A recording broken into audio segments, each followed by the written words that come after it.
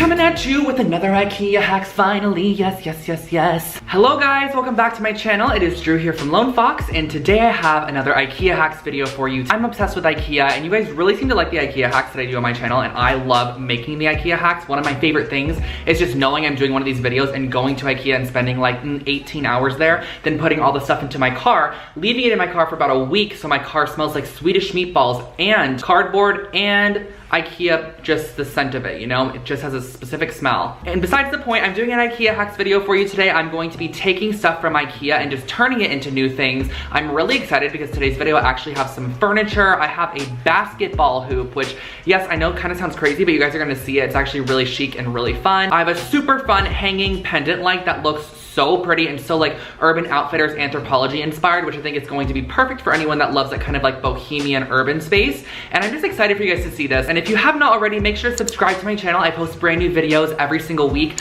so you can get your daily dose of DIY. And if you'd like to, you can also follow me on Lone Fox Home on Instagram, or you can follow my personal Instagram where I share more of my fashion, and that is I'm Drew Scott, which I'll put on the screen right here. But without further ado, I think we should jump on into today's IKEA hacks because they're really good ones and I'm so excited for you guys to see them. So let's just get started. Alrighty guys, so kicking off this video with a super simple project. We're using the Trampa doormat, and for additional supplies, you're just gonna be needing some black paint and a paintbrush of your choice. And this is all gonna be freehand. It's super simple and easy. And honestly guys, you can find so many funny doormat ideas on Google if you type in doormat. Ideas, I guess you could say. I just think that some of them are so cute. So basically what I did was I used a paintbrush and I used the width of the paintbrush to actually do the letter, like the line blocking on each letter. So I spelled out the word hello in the bottom left-hand corner. So when someone goes up to your door, they're gonna be greeted with the word hello, of course. So I just used my black paint, and with this kind of doormat texture, I suggest kind of stippling the paint down into the actual mat because I find that you get a better color payoff that way. And I just simply went all the way around, and then I let it dry, and then I did one more coat of it on there just to really get it locked in there. And as you can see, I'm kind of pressing and stippling downwards to get that color payoff to be really dark and very opaque.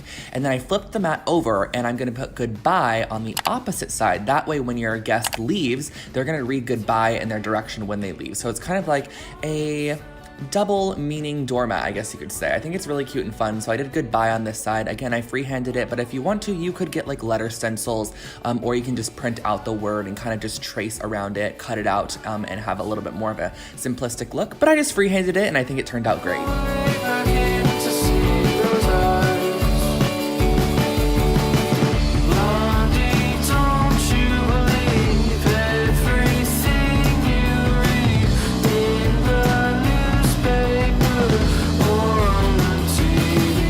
This is probably one of my favorite projects in the video for sure, and I'm using the Stockholm 2017 tray, which is actually currently on sale at IKEA for $24.99, but I did have one in my own collection, so I just pulled that one out and used it. I'm also using 3 hairpin legs from Amazon and some Strong Bond adhesive, which I will link those below for you guys.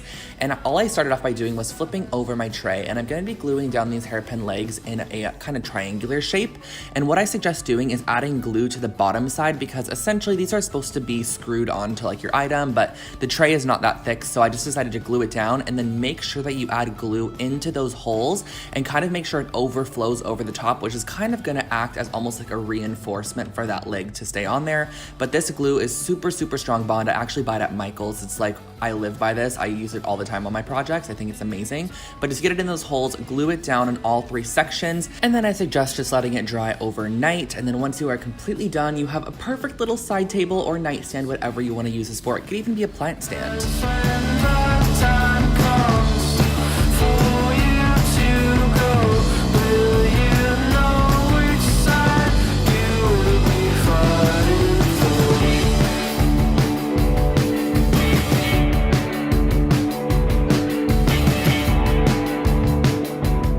Now this is a little bit of a different project for my channel, but I thought it was cute for like a boys' room or something, so I'm using the Lindronde circular object, and whatever the name of this bag is. And also for additional supplies, just some scissors and hot glue. So I'm pulling out the Lindrande circular object and I'm constructing it. You just have to twist it into the base. And then once that is done, I pulled apart my little market bags. And these are just little mesh like market bags you can take with you, I guess, to like the farmer's market or something. And I'm actually cutting the whole net portion off of the handle. And we're gonna be using both of these, so make sure to cut it really nice and cleanly. So I just use my fabric scissors and I cut around to create this net. And when you take it off, it's actually a rectangle shape, which is perfect because we're gonna be gluing the rectangle shape around the base of the circle because we're gonna be creating a little like cute, chic, minimal basketball hoop. And you're just gonna go around the outside edge of this and glue it down. I just add like a little tack of glue at every intersection and then I glue the opposite intersection onto it. It's pretty self-explanatory, and I actually think I say self-explanatory so much I need to make merch that says it's pretty self-explanatory because it seems to be my favorite thing to say, and you guys have been suggesting that in the comment section, which I think is so funny.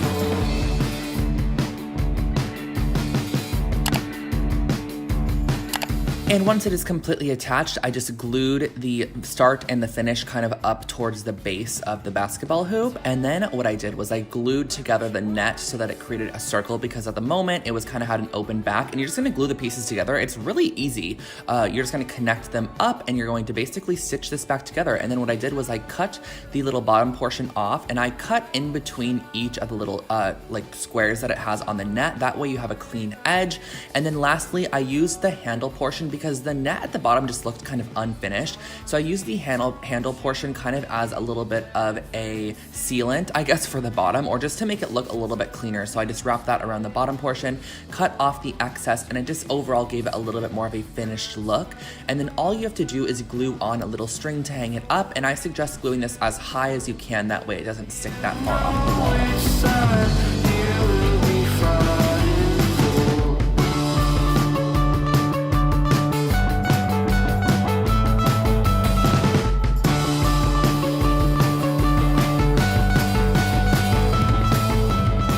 And saving my personal favorite project for last, we are starting off with this woven snitted basket. I think this is pretty new to Ikea's collection, or not super new, but definitely within the last year. And I'm also using one of the Hema hanging cords, and for additional supplies, you're gonna need wire cutters and some hemp cording as well. So I'm starting off with my wire cutters, and I'm basically gonna be cutting the handles off this basket. You could leave them on if you wanted to, but I really wanted it to have the appearance that this was created as a pendant light shade and not a basket turned into a pendant light shade. So you just have to go across and cut these off. I suggest wire cutters because they kind of grip onto this caning a little bit easier, and it just cuts it super simply. And then all you have to do is just pull off all those pieces and kind of tug up a little bit. There are a couple of nails in there.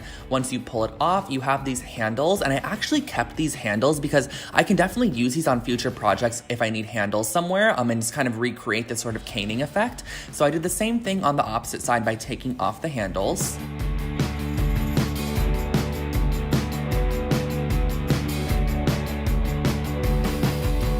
Once those handles were removed, I flipped the basket over, and we're gonna have to create a bit of an opening because these sections at the bottom are too close together to fit the cord through.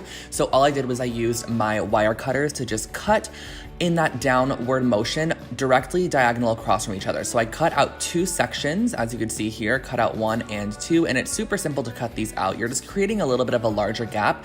Then I flipped it completely 180, and I did the opposite side as well by cutting out the inside section here, just to create an opening where we can put the cord. This is kind of what it looks like once those are done. So this is the cord that we're using, and I'm gonna feed it up through the bottom and up through the top, I guess you could say. And then once it's all the way up, I'm putting it back down.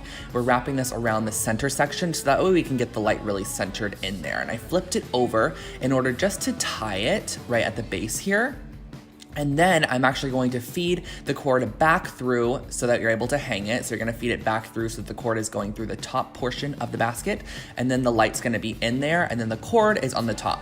And I used a little bit of hemp cording up here just to kind of blend in and kind of camouflage with the actual basket, and I just tied it in a couple of knots, that way it stayed nice and secure up there. And then I screwed in an Edison bulb, and you have a perfect little hanging pendant light.